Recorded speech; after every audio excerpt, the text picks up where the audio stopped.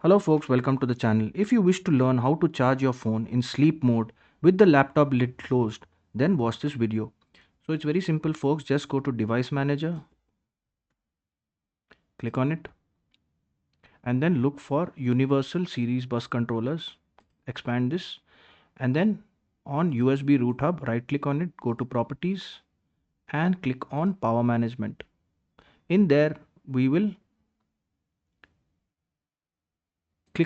we will uncheck this, allow the computer to turn off the device to save power and we will click on OK, and it should be done for all these root hubs.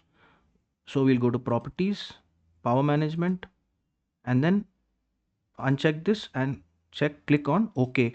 And once you do this, then once you close the laptop lid also, it will still keep charging your device. If this video helped you, then kindly subscribe to the channel. Enjoy your day.